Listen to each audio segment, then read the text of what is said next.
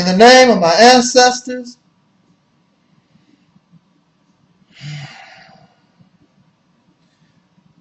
peace forever and always, and welcome to another edition of the Reality's Temple on Earth Internet Ministry.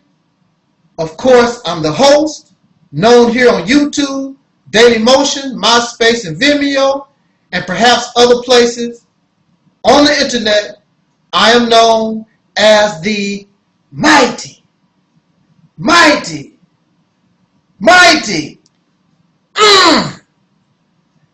Angel Snub 7, your brother, and hopefully your friend, Taalik Ibn'rad. This particular topic is very sensitive, and I hope that no one takes offense or view what is going to be presented or said as an attack or disrespect to the brother we know of as Minister Louis Farrakhan. I would like to direct this message to the old followers and new believers of the Honorable Elijah Muhammad as or under the guidance of Brother Minister Louis Farrakhan. But of course, this dialogue, this talk, this discussion is good for all of us.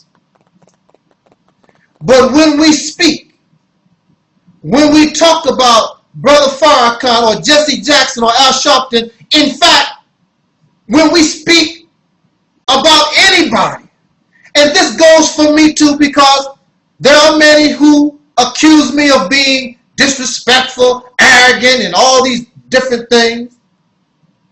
Sometimes we don't see our arrogance.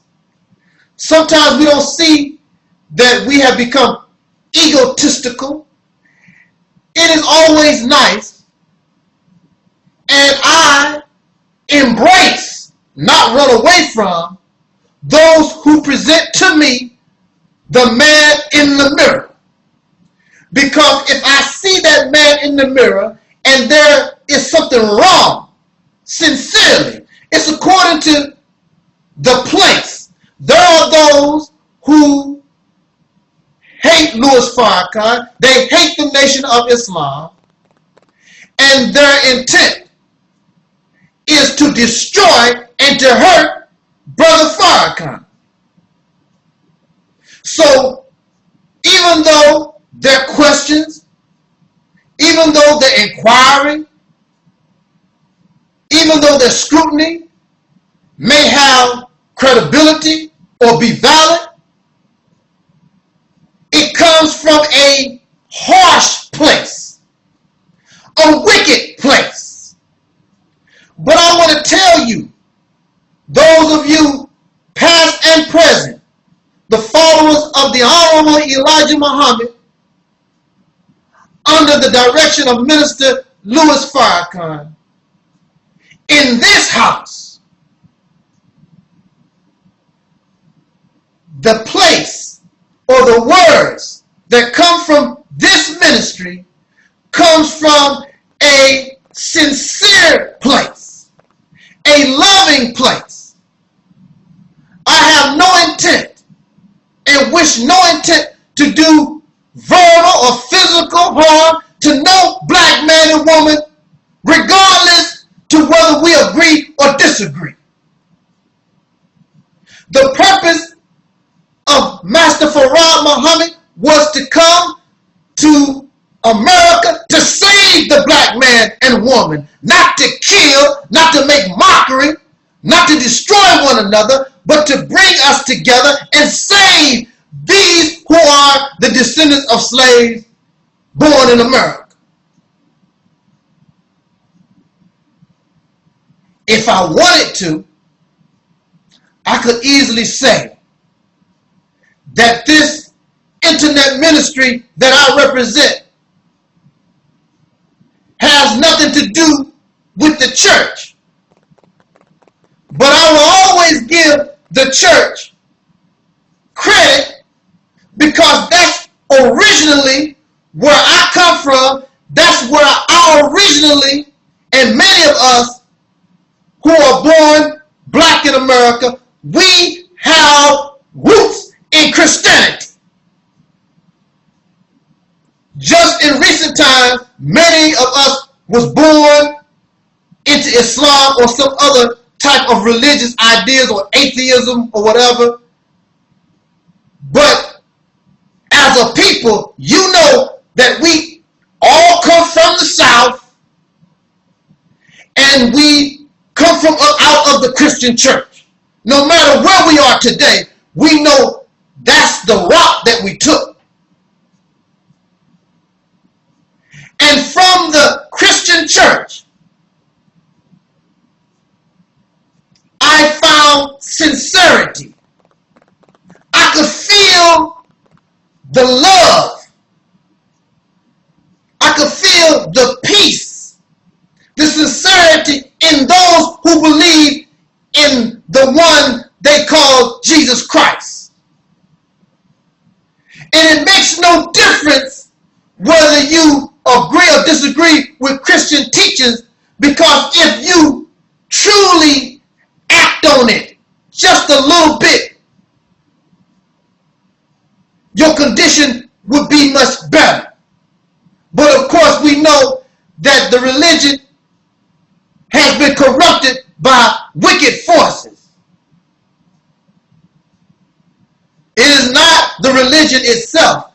It is those who control the religion. It is those who lead the sheep in these religious belief systems, and their own hypocrisy, their own corruption that takes something that could be beautiful, but it's a stepping stone to another place.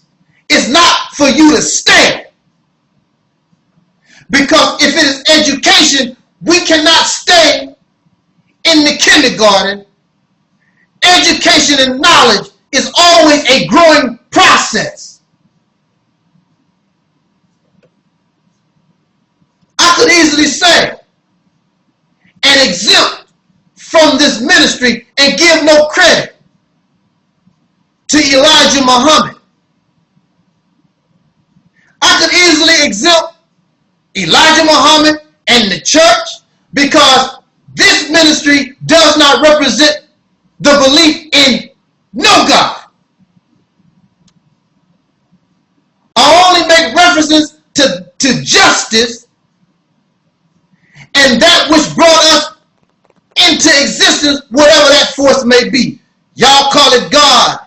Some of y'all call it Allah, however you call it. I have not met God or Allah or any of these things. I'm just a justice seeker. And in this life, you would hope that there is justice for all life forms. Why would that which brought us into existence give or have favoritism one organism over another? There is no justice. If there is no justice, then we need to make it. It's simple as that. For all the life that is on this planet. No favoritism. That is why we are in the condition that we are in today. Because one life form, regardless if it is man over animal or animal over plant, somebody always have to be superior over another. Outside of the natural dynamics, matter of fact, we don't even know what's natural anymore, because we've been living for the last few hundred years under artificial means. Artificial life, unnatural lives. And we've been living in an artificial on an artificial plane, living in an artificial life for so long that we believe that it's natural. But for those of us who study, those who do or begin to do their own research into ancient writings and things of that nature, we begin to find out how unnatural we really are. So sooner or later, one day, perhaps, we may, once we come into our right state of mind, we begin to act in a natural manner. Then we'll finally know what that is. Right now, we don't know. It's all guesswork. I want to say to the followers, past and present, of the Honorable Elijah Muhammad under the guidance of Minister Louis Farrakhan, I want to say this to you. I am your family. I am not your enemy. This is my father. This is your father. And what is so amazing about this man, the Honorable Elijah Muhammad, is that his teachings can take so many forms. Nobody could even guess that Elijah Muhammad's teaching could take the form of what many may call atheism. This is not a robotic teaching if you understand what is being said. We both have the same father, and father would be greatly upset looking at all his children so divided at each other's throats. This is your fault.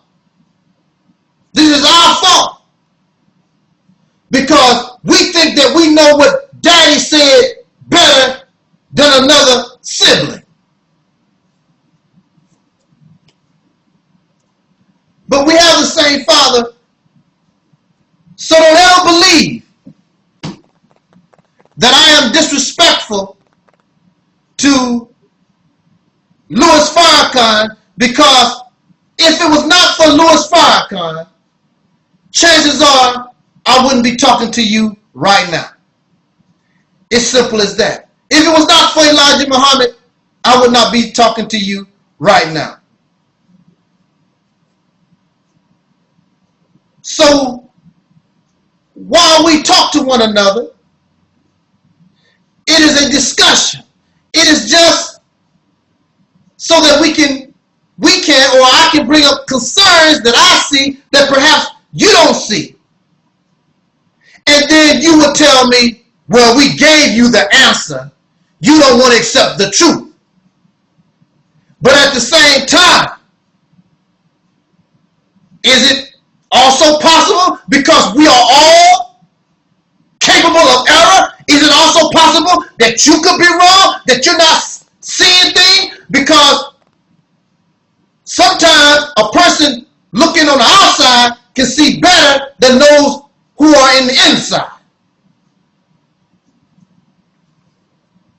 Or are we so arrogant that nobody can't tell us nothing? And if we are so arrogant that nobody can't tell us nothing, you'll never be successful. You will be where you're at right now, a slave in America, and when you die, you'll be there and your children are going to do the same thing. Because unlike Elijah Muhammad, you're not flexible in your thinking.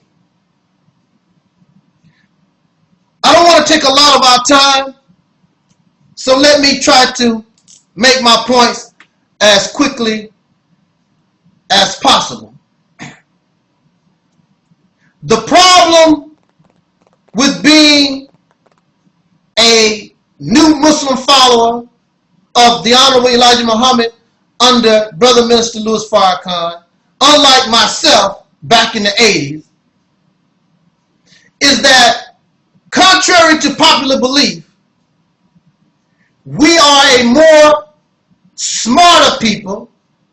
We are more intelligent. We are more self-thinking.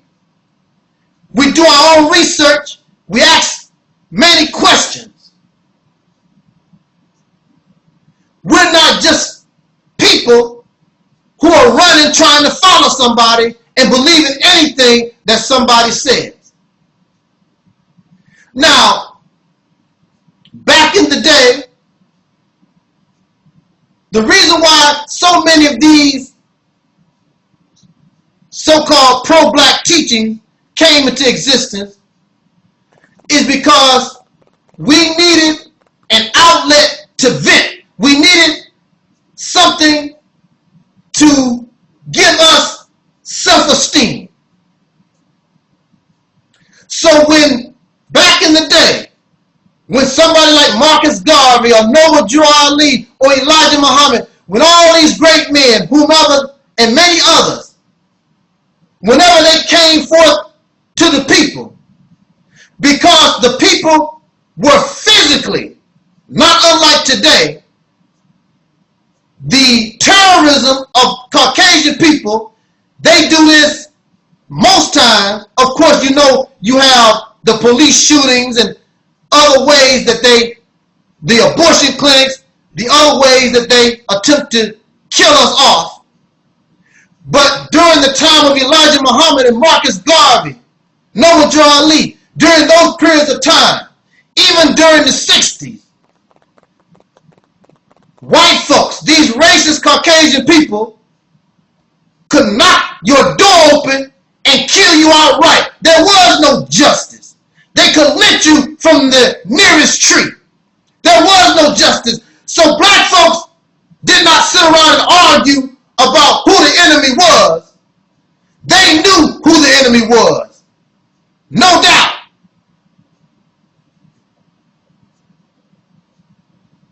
So we needed something to give us self-esteem and strength. Something stronger than the Christian teachings, because the reverends and many of the pastors began to bow down and turn the other cheek and just accept the terrorism as a way of life. And many of us was not going to go for it.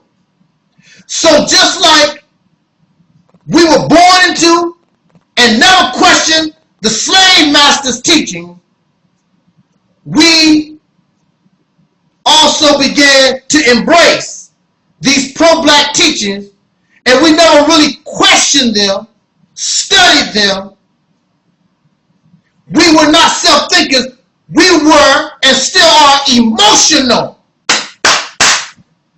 We are still emotional people. And so these pro-black teachings, political teachings, they are embraced because we just need a way out. We need some relief from living in a terroristic society that hates dark-skinned people, especially if you're born in America. Now, in the early 80s, when I was a Muslim, follower of the Honorable Elijah Muhammad under Minister Louis Farrakhan. And I want to tell you this, really, it was not my intent to be a follower of Louis Farrakhan. My intent was to be a follower of Elijah Muhammad. I did not know who Louis Farrakhan was. I was asked to be a helper of Louis Farrakhan. I did not know that being a helper of Louis Farrakhan means you have to be a believer in Islam and all like that. I never was a person who was into religion. But since I went into that direction, as a child, I was only 18 years old and didn't really know it too much, then that's the direction that I went. And I've done that out of emotion and general ignorance. But you have to start someplace some time. And I do not regret anything because it all was a learning experience and a stepping stone to other places. When I was in the Nation of Islam, or when I was a child reading the teachings of Elijah Muhammad, no matter where I went, no matter who I talked to, this teaching, where's my book at? This teaching proved itself to be superior over anything that I came upon. Even as a little boy, with the teachings of the Honorable Elijah Muhammad, I dealt with adults, 30 years my senior or more, because of the teaching of Elijah Muhammad. But now, like all things, times have changed. And we call then the teachings of Elijah Muhammad, we called it the supreme wisdom. But in 2012, because we are a more research people, we are a more self-thinking people, these teachings that did not have, that basically was attacked by, due to emotion, now they are being attacked by logic and common sense and rationality and a whole lot of other different venues this teacher never had to be scrutinized under. If I had met somebody like myself when I was a member of the Nation of Islam, I would have to bow down to that wisdom. Because see, I'm not loyal to a belief. I'm not loyal to a teaching. I'm a seeker of truth. I want to know what is the real truth. So unlike you, who become loyal to a person or a teaching, you say that you want truth, but if that truth does not fit into your scheme of how things are supposed to be seen, then you reject that truth. So you are not a truth seeker, you are a fanatic. You are a fan of somebody, someone, or something. I'm not interested in being a fan of Elijah Muhammad. I'm not interested in being a fan of God. I'm not interested in being a fan of Farrakhan. I'm interested in the truth. And because we live and have been living under falsehood for so long, that which was true today might be false tomorrow. It's a stepping stone. It's a growing process. If you are entrapped, when you bang it on the door, it don't fall. It gives little by little. It's very rare that in many places that you get entrapped, that you can just break free easily. We are still living in a slave condition. There are no physical chains, but we are still enslaved mentally. Still act and behave like the slave of yesterday. But it's a process. It's a process to get up out of this bondage once and for all. And what we're going through right now, brothers and sisters, is a process of escaping white supremacy or slavery.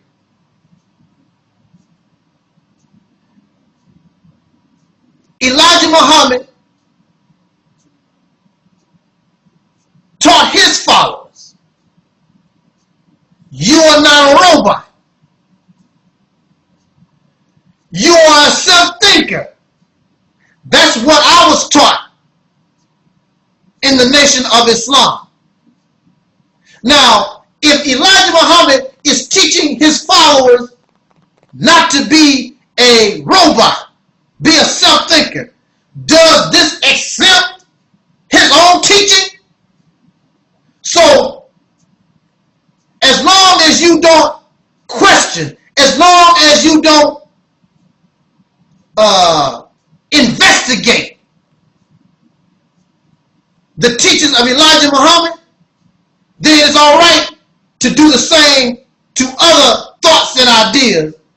But since you know that you are right, then there's no need for you to question yourself. If you don't question yourself, how can you be a self-thinker? How are you going to allow that which you didn't create? Because you did not create these teachings. This comes from Elijah Muhammad, and then he got it from a man called Master Farrakhan Muhammad.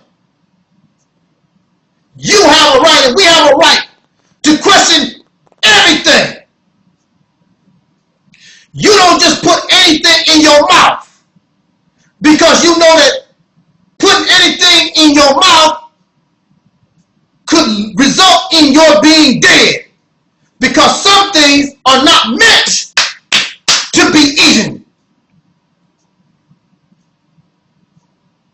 You have to cook your food in certain ways. You have to chew and process the food in order for it to be digested. And some things don't need to be eaten, period. This is Elijah Muhammad's teaching. Everything is on a level. Everything is a stepping stone.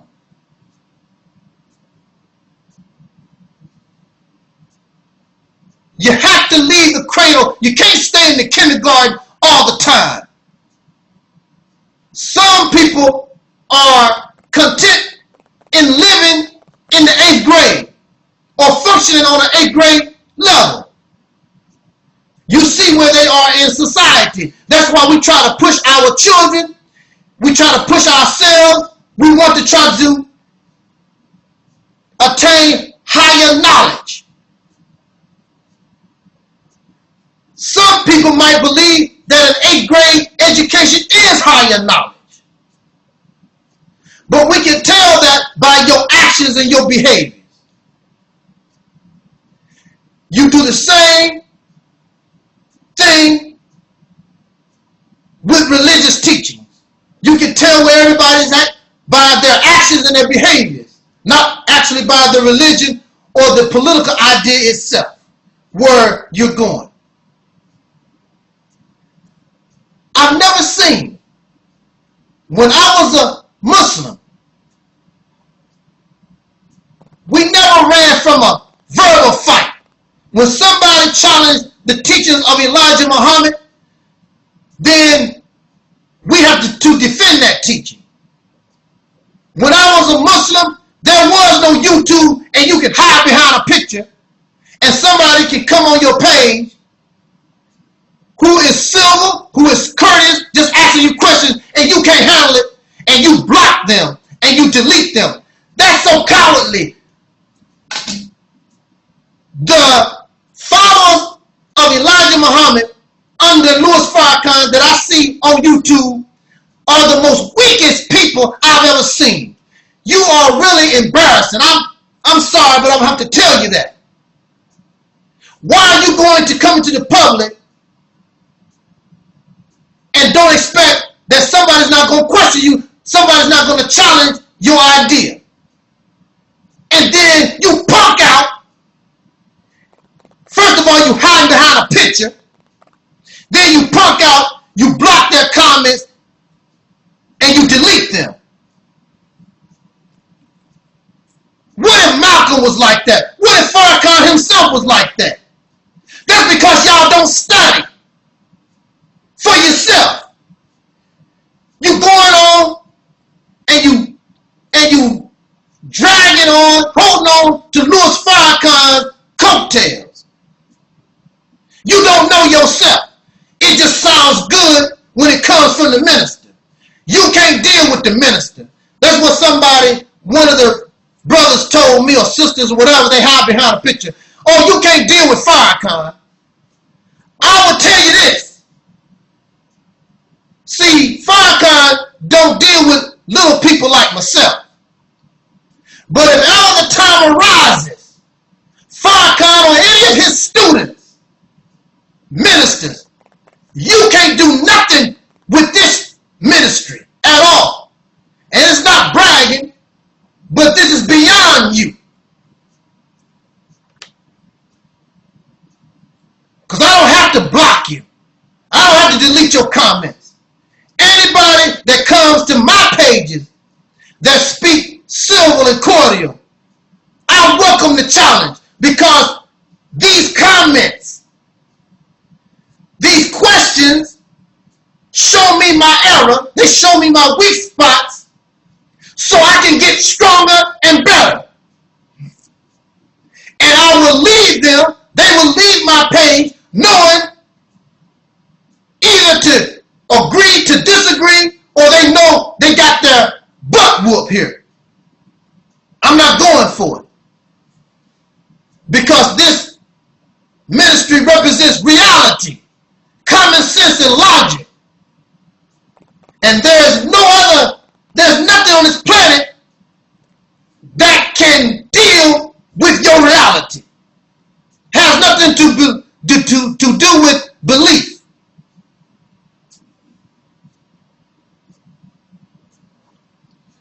I wonder if you are really listening, or you just hearing Farrakhan. And I would say this now, the second part of this talk, I'm going to try to go through this really, really quick, is about Minister Louis Farrakhan's explanation of why he has embraced Scientology. And if you listen to the video, besides his explanation, he talks about vanity. And there are so many lectures by Brother Farrakhan that is so wonderful. I really enjoyed what he had to say about vanity.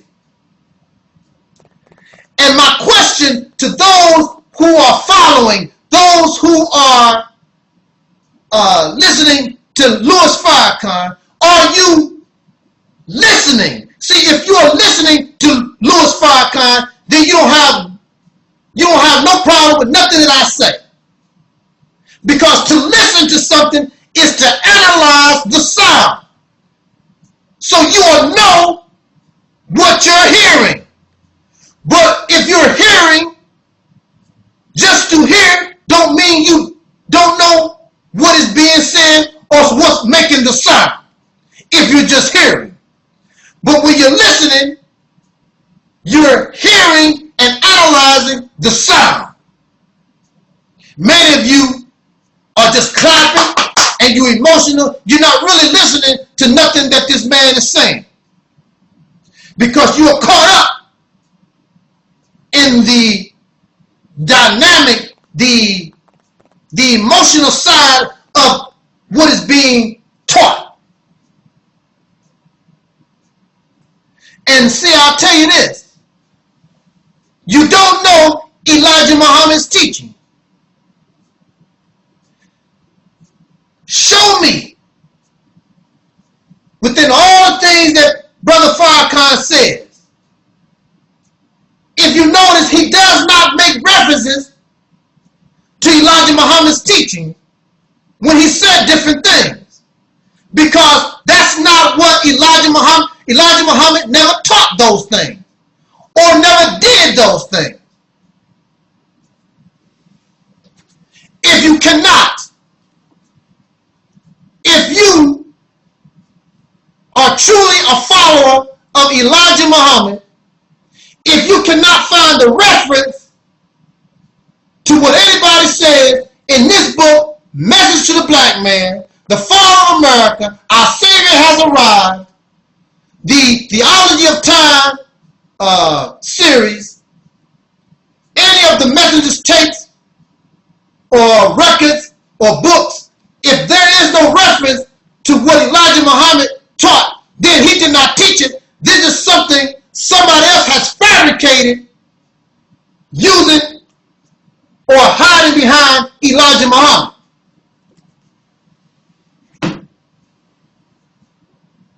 We have a right to question Louis Farrakhan. Has nothing to do with you liking or disliking. We have a right to question our brothers and sisters in the public arena. We have a right to question our leaders and hold everybody accountable. They do it to me. I'm just a little fellow on YouTube. So if they can do it to me and see, I embrace it. It's fine and dandy. I don't mind. It's cool. I'm not upset. I'm not deleting comments and all this other kind of crazy, not blocking folks. None of that kind of stuff. It's all right with me. We have a right to question our leadership. And some of y'all are crazy because you fall in love with the way somebody speaks, the way they talk. You become a fanatic, a fan of a celebrity follower, celebrity seeker. When you should be looking for truth. When you should be a fan of that which will get us out of the condition that we're in. Celebrity has never done nothing for us except help keep us enslaved, because celebrity makes us comfortable in our oppression. Beyonce can't free you. Bill Cosby can't free you. And those celebrities that do begin to think in a revolutionary sense, then they face the same type of attacks by the oppressor.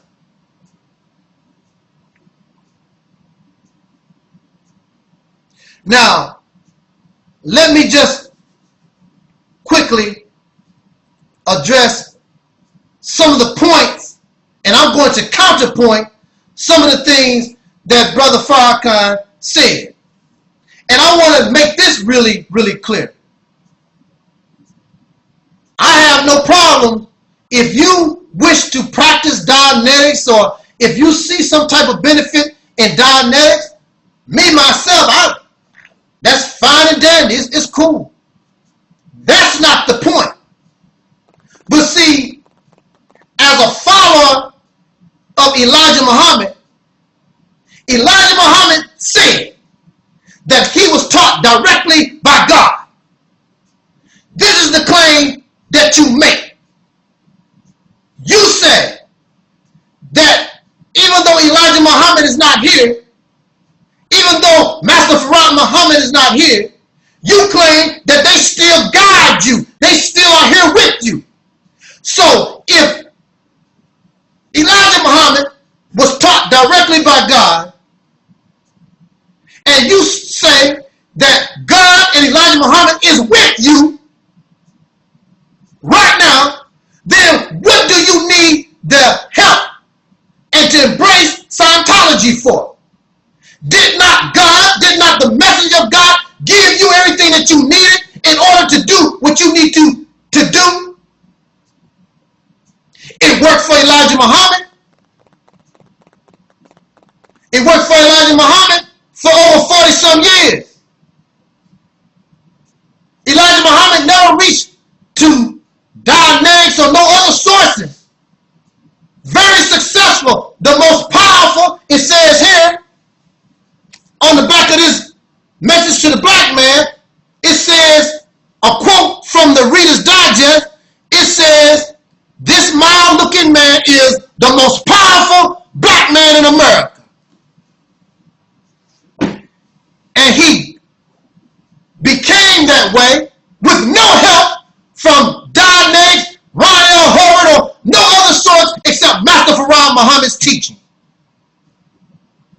Why is this? But now, in 2012, you need help.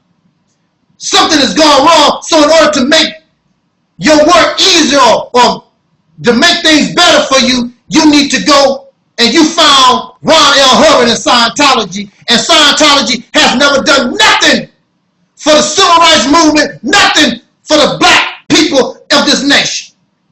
Whether what they have is good or bad, me, myself, I could care less.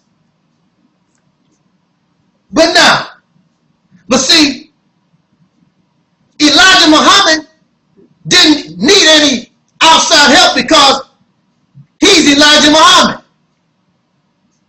His teaching, he called the supreme wisdom, and supreme wisdom don't need any help, especially from those that you claim and you say that are devils. But since you are not following Elijah Muhammad, you are following Louis Farrakhan, and Louis Farrakhan has become dissatisfied with his own leadership ability. Yes, that's right. So he feels that if his people learn or come up under Dianetics, it'll make his job easier. Elijah Muhammad didn't need that. Don't you think prostitutes carried baggage? Don't you know black folks have been molested since they were children when Elijah Muhammad was here? Everything, all these psychological problems that black folks face today, you don't think that during Elijah Muhammad's time, during Malcolm's time, they did not face the same thing? But Elijah Muhammad didn't need Dianetics. So my issue is not the fact that you want to use Dianetics. My question to you is if the messenger of Allah, Elijah Muhammad, was taught directly by God, and you said that God and the messenger guide you right now, why would they guide you when they are the power, when they are the wisdom, when they are the supreme ones? Why would they make you or guide you toward Ron L. Hubbard? Well, that don't make any sense. And Judge Judy says, if it don't make sense, it's not true. If it don't make sense, something is wrong and y'all not thinking. Now, just because something is of benefit to you, that don't mean that you have to, it becomes your friend. So, if you can learn from ants, many of y'all know what ants look like. So, just because I can sit and study ants, we can learn a lot from ants. Matter of fact, if you look at the roadways and a lot of things, there's a lot of research, a lot of the things that you see and you benefit from come from the study of ants. You may know this and you may not know. But this does not mean that we're going to allow ants to live in our house. Well, so just because you find some type of benefit to Dianetics, does that mean all of a sudden me and those who teach Dianetics, all of a sudden we friends and buddies, and now you can come to my house because I like your teachings? Just like the example that he said, it makes no difference whether or not that the teacher was racist or not. You just wanted the teacher's knowledge so that you can graduate and get your degree. That does not mean that the teacher is your friend. There was a scene in the movie Shaka Zulu, and one of Shaka Zulu's aides was asking Shaka, why are you treating these swallows? Why are you treating these white men like they're your friends? Why are you treating them so nice? Shaka told him, I want their knowledge. I want the power that comes from what they know. That's what I'm after. We ain't friends, we ain't buddies. You have not proven to be a friend. In fact, the Honorable Elijah Muhammad said, or he taught, people some of them will see the hereafter, but a white man or Caucasian person, until they have studied among the righteous or studied under Islam for 25 years or more, then can they be accepted among the righteous people. These Scientologists are Scientologists. They have no intent to be among the righteous people at all. But you invite them into your house. You're embracing them and loving them like you friends. Just because I like what you teach or I can benefit from your teaching does not mean we are buddies and friends. And you should question that, because at the same time, when it's all said and done, in this book, the white man is the devil. You don't never forget that. That's what Elijah Muhammad taught. Now, of course, with time, things may change. But right now, we're still in the same circumstance. So, this message to the black man is still in effect. Y'all don't know Elijah Muhammad's teaching. You really don't. Now, I'll tell you this about Scientology, and I will give them their credit. Everything that Scientologists say or teach about psychiatry, everything they say is 1,000% right. I know that. I experienced it. I lived it. Everything they said and state about psychiatry is correct. But that also brings up another question about them. Since they understand psychiatry, which means they are experts in the mind and mind manipulation. They understand how the brainwashing works. Regardless of psychiatry, they understand the mind. So is that what Louis Farrakhan might be seeking? A better way to brainwash his people so he can get better production out of them. Y'all need to think about some of this stuff. Louis Farrakhan said that the nation of Islam will never fall. He said that the nation of Islam will never fall again. But at the same time, he contradicts himself, because then he says, if it does fall, it's because of those who come after him. Wait a minute. If it's not going to fall again, it makes no difference what somebody else does. It's never going to fall. So make up your mind. Is the nation never going to fall again? Or because those that come after you, because they are not faithful enough or whatever their problem is, it'll fall again? I mean, again, it makes this does not make any sense. Then, those of whom he leaves behind are students. When will they ever grow up? When will they know that they are no longer student ministers or student captains or student whatever? They're always in a learning process. You can have a degree, but a person that has a degree can still learn. You can't stay a student. Sooner or later, you have to graduate and get your degree. But Farrakhan is keeping all his people a student. So when will they know when they become beyond a student and become a teacher? Or is the only teacher Louis Farrakhan? This is a lot of questions. And how can Farrakhan judge those who might and might not allow his nation of Islam to fall when he did nothing to stop the fall of Elijah Muhammad's works? He did nothing. He did not challenge Muhammad go to nothing, to go to waste.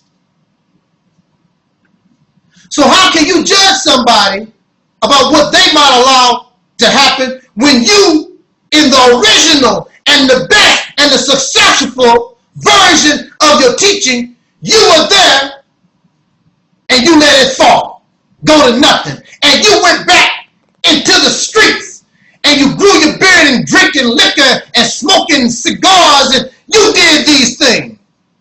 And now you are so high and mighty, you want to judge folks. Minister Farrakhan's Nation of Islam has been around since the 1980s. He has had great success, more resources and everything, more than Malcolm and Elijah Muhammad put together. But what has this Nation of Islam produced? What is it doing? Nothing close. How can you have more resources, less obstacles, but you're not nowhere near the success of Malcolm X and Elijah Muhammad? There's a problem somewhere. And could that problem, see, you don't want to hear it, could the problem be Lewis himself? Y'all don't want to think about that because you're caught up in celebrity. Y'all caught up in fanaticism. You're a fan. That's not being disrespectful. Look at the work. It's not happening. You give money. Always begging for money. What is you doing with all the money? What are you doing with all these resources that you are giving? Something is wrong with this picture.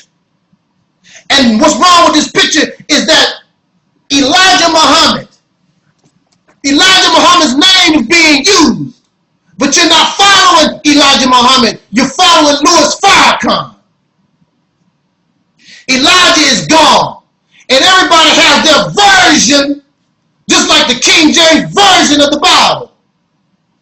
And you don't want to listen to me because just like the Christians didn't want to listen to you when it came to Messenger Muhammad's teaching. So now you have a supreme wisdom to you, a supreme knowledge to you, because I'm self-thought, self-thinking. I'm not interested in celebrity. Follow yourself, follow your own heart, and question your leadership, and your leadership should be held accountable. Regardless, these are just men. Elijah Muhammad was just a man. Louis Farrakhan is just a man. We cannot allow, just because we've grown, had love for them. It's not about being disrespectful. It's not about not being loyal. It's about getting free. And we don't see the results of that. So with that said, I just want brothers and sisters, just for us to just think about some of the things that we said. And I can say this over and over, and I know many of you don't like it, because we are loyal to people. We are loyal to celebrity. It's not getting us anywhere. And we are still filled with self-hatred because another black man can't tell me nothing. Is Louis Farrakhan so high and mighty he can't be told nothing? Well, I gave you our explanation. Your explanation, your answer does not fly. It's simple as that. Something is wrong. And you don't want to deal with that error. So you'll continue. So the Nation of Islam will continue to be a beggar, always begging for money. And who is benefiting from the money? Are the believers? Are you? Who's benefiting from any little success that the Nation of Islam has? Who's benefiting from it? Is it you, or is it Farrakhan and Elijah Muhammad's children that he wants to put on a pedestal? Come on, y'all gotta think. That's why we need to stop following folks that don't care nothing about you. I'd rather, drive a Mercedes. We are in this together. We're in this fight together.